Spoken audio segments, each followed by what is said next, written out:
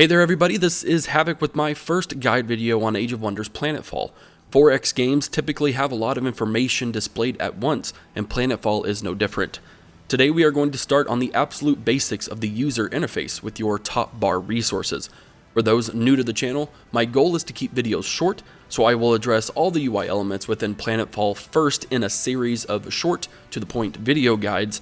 Then once that's done, it's up to you. Comment down below on what aspects of Planetfall you want me to cover, and I will do my absolute best to get them done. One last thing, if you enjoyed these types of videos, be sure to tag Paradox and Triumph Studios on social media so they can send this to the masses. For now, let's dive in. Your very top left bar UI consists of your campaign usable resources. As of now, there are 4 of them: Energy, Cosmite, Knowledge, and Influence. Energy is used to generate units and buildings, provide upkeep for both, launch operations, and mod units. It is primarily generated by buildings in your colonies and through exploited sectors. Cosmite is used to generate Tier 3 and Tier 4 units, and to purchase and equip unit mods. Do note that while these units require Cosmite to produce, they do not require it for upkeep. This resource is gained primarily through your capital city. There are a handful of additional buildings that can only be built in your capital that will provide additional Cosmite production, and some rifts on the campaign map that will do so as well, making them high priority targets for a successful campaign. Knowledge is used to research all of your technology, plain and simple. Much like energy, buildings and exploited sectors will generate knowledge, but you can also accumulate through annexing landmarks and resource nodes on the campaign map.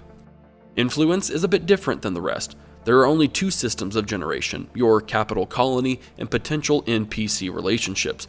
Influence is maxed out at 200, meaning production simply stops at that point until you spend it. This resource is used to make positive or negative pronouncements about other players on the map, a very useful tool in diplomacy. You are able to trade with other NPCs using Influence, buying units and mods, even connecting their settlements to yours under certain conditions. Influence is also used to convince an NPC to leave their position, which will then allow you to move units into an area to claim it for a settlement or an exploited sector. While the aforementioned scenarios of production always apply to these resources, there are additional ways to gain each resource. Certain events, post-battle loot, mission completion, among other scenarios, can provide instant gains in all areas. I'm lumping the top right UI bar into operations, as they'll have an effect in that area of your empire. We'll address them in the same format as their left side counterparts, with popular support, tactical operation points, strategic operation points, and doctrine slots. Popular support is the measure of support you have from your population and how they see the wars you are currently in. If they are justified through casus belli points, then your support will increase. If you are declaring war just to do so, support falls. A popular player sees reduced unit upkeep, increased unit morale, and a boost to population happiness, so it's important to keep that support as high as possible. Tactical operation points are used to launch operations during combat. These operations vary from offensive strikes, to buffing units, to even calling in other units from outside of your army. You only get a certain amount of tactical operation points in a turn, so it's wise to know when you want to use them, especially if you think you're going to have multiple battles within a single campaign turn. It's important to mention that these operations will also take energy. Keep that in mind when deciding when to use operations as well.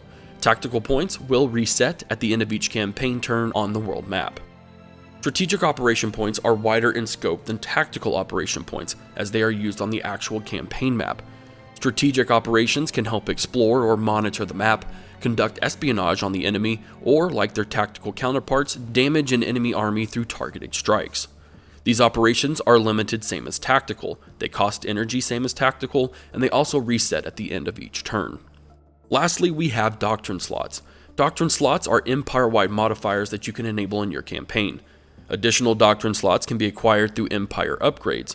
What doctrines you can enact are based on what objectives you have completed throughout your campaign. Doctrines take strategic operation points and energy to enact, meaning they'll often need multiple terms to fully prime and take effect. And that's it for our first quick user interface guide on top bar resources.